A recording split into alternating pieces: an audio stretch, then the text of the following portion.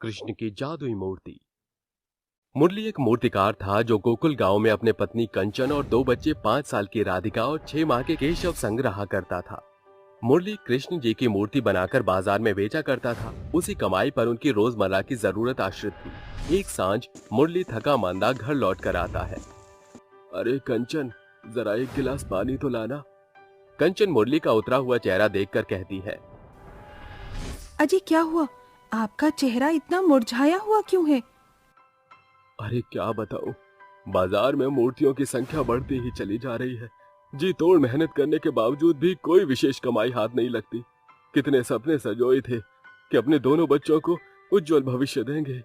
अब तक राधिका का विद्यालय में दाखिला करने के भी पैसे नहीं जुटा पाए हम।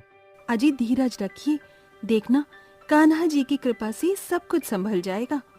हाँ कंचन। कुछ दिन ऐसे ही गुजर जाते हैं मगर मुरली की मूर्तियों की बिक्री एकदम से बंद पड़ जाती है, जिसके चलते उसके घर में घनघोर गरीबी छा जाती है।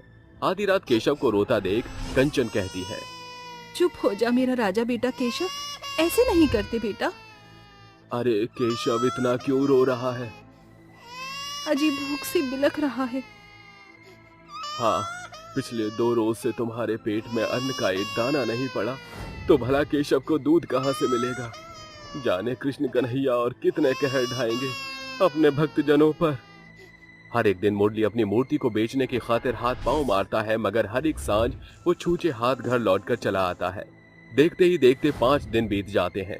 कंचन के घर के तख्त पर बने मंदिर में रखे बाल गोपाल की प्रतिमा के पास भाव विभोर होकर वो कहती है। क्यों कृष्ण कन्हैया, आपकी नजरों के सामने इस बेबस माँ का बालक भूख से बिलक बिलक कर रो रहा है, फिर भी आप मूर्ख बने बैठे हैं। मेरा रोम रोम और मेरी काया तुम्हारे आश्रय है प्रभु। अगर इस भक्त की कृष्ण भक्ति खरी है तो आज तुम दरस दिखाओगे प्रभु, वरना मैं ये समझ लूंगी कि मेरी भक्ति में खोट है। कंचन के आंसू की बूंद बाल गोपाल की मूर्ति के पांव पर पड़ते ही बाल गोपाल की मूर्ति में मानो जान पड़ जाती है, जिसके साथ एक तेज सुनहरी चमक पूरे घर को चकाचौंध करने लगती है। कृष्ण की जादुई मूर्ति के मुख से ढेर सारे सोने के सिक्के बाहर निकलते हैं, जिसके बाद मूर्ति पहले की भांति एकदम सामान्य हो जाती है। हे मुरली मनोहर, ये तेरी कैसी माया है प्रभु? कंचन, तुमने अपनी संपूर्ण काया से कृष्ण भक्ति जो की, इसलिए भगवान श्री कृष्ण की सामान्य मूर्ति में जादू हुआ। अजी जाइए, जल्दी से कृष्ण की जादुई मूर्ति से मिले इन सोने के सिक्कों को बेचकर राशन पानी ले आइए। कृष्ण की जादुई मूर्ति से मिले सुनहरे सिक्कों को मुरली एक ऊंचे तबके के सुनार के हाथों सौदा करके सामान लेकर घर लौटकर वापस आता है, जहां राधिका कहती है। माँ, बहुत जोरों की भूख लगी है, कुछ खाने को दो ना। भूख तो लगेगी ही, पिछले 5 रोज की भूखी जो है। घर की दशा देखकर अपनी भूख जाहिर नहीं कर रही थी, अभी झटपट खाना बनाती हूँ। कंचन खाना बनाकर राधिका और मुरली को परोस देती है।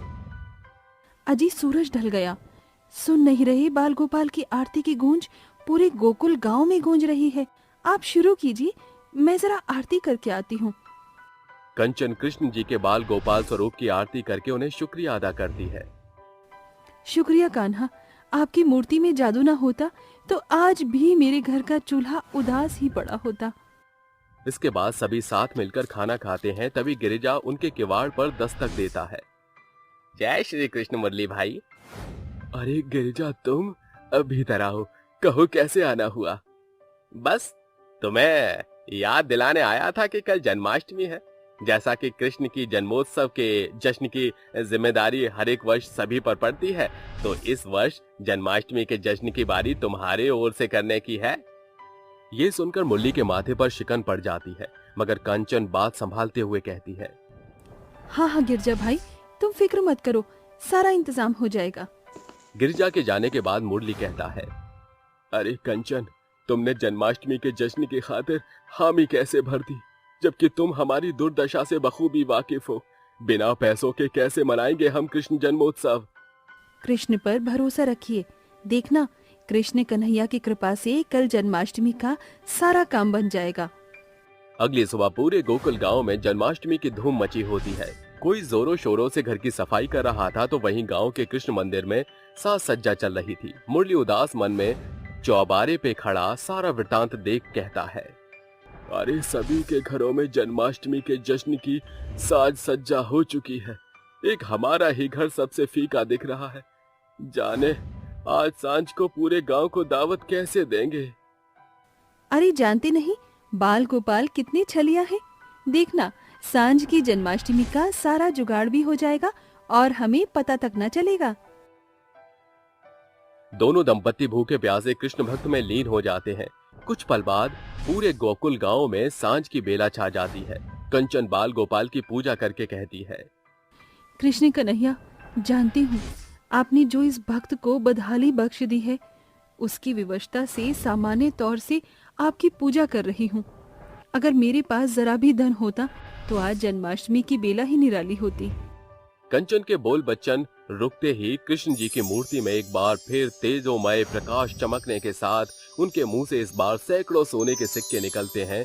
फिर एक आवाज पूरे घर में गूंज उठती है, कंचन, मैं चाहता हूँ कि तुम पूरी भक्ति भाव से मेरे स्वरूप का श्रृंगार करो। तुमको जिस किसी विषय में घटी जान पड़े, तुम जैसे ही उसे मेरे जादुई बाल स्वरूप प्रतिमा से मांगोगी वो पूरा हो जाएगा।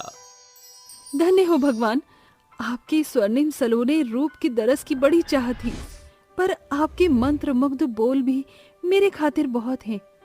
सुनो जी, कृष्ण जी की जादुई मूर्ति की माया और सैकड़ों सोने के सिक्के से हम आज की जन्माष्टमी में पूरे गांव को आसानी से खिला सकते हैं।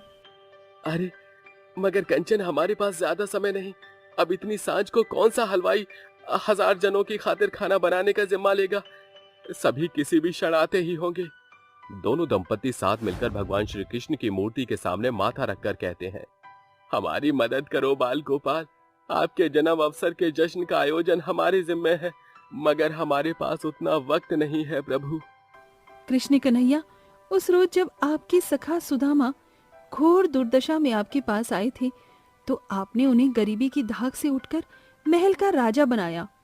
प्रभु, आज हमारी लाज आपके हाथों में। आपसे कुछ नहीं छिपा है प्रभु, हमें इसी पल खाना मुहैया कराओ मनमोहन। अगले ही क्षण कृष्ण जी की मूर्ति एक बार पुनः अपना जादू प्रकट करती है। कृष्ण के जादुई मुखमंडल से अनेकों व्यंजन कतार में बाहर आते हैं, जिसके बाद मुरली मनोहर की जादुई मूर्ति से आवाज आती है, कंचन, मुरली, तुमने अंत तक मेरे दामन को थामे रखा, इसलिए अब से तुम कभी भी किसी भी वस्तु के मोहताज नहीं होगे। आज जन्माष्टमी के रोज मैं तुम्हें आशीर्वाद देता हूँ, तुम फिर कभी लेने वाले नहीं देने वाले बनोगे। अपने पुत्र केशव को आज तुम मेरे बाल गोपाल स्वरूप का श्रृंगार करना, ये मेरी अंतिम वाणी है। मगर भविष्य में तुम्हें जब भी मदद की जरूरत लगे, मेरे जादुई मूर्ति उसे परिपूर्ण करेगी। जैसे ही आवाज ओझल होती है, जादुई कृष्ण जी की मूर्ति सामान्य स्थिर हो जाती है। दोनों पति पत्नी बड़े उमंग जोश के साथ जन्माष्टमी के रोज सारा सामान जुटाकर जादुई कृष्ण जी की मूर्ति का दूध से स्नान और फिर संपूर्ण श्रृंगार करते हैं, जिसके बाद कंचन कृष्ण जी को माखन मिश्री का भोग अर्पण करती है और रात के 12 बजने तक जन्माष्टमी का जश्न मनाते हैं, जिसके बाद दोनों पूरे गांव का भोजन करते हैं और अंत में व्रत खोलते हैं। कृष्ण जी का जूठन खाना सभी के भाग्य में नहीं होगा। कंचन, यह जन्माष्टमी जीवन भर मनमोहन की माया की याद दिलाती रहेगी। साथ ही अब हम उस कृष्ण जी की जादुई मूर्ति से न सिर्फ अपनी बल्कि बेबस गरीब की भी भरसक मदद कर पाएंगे।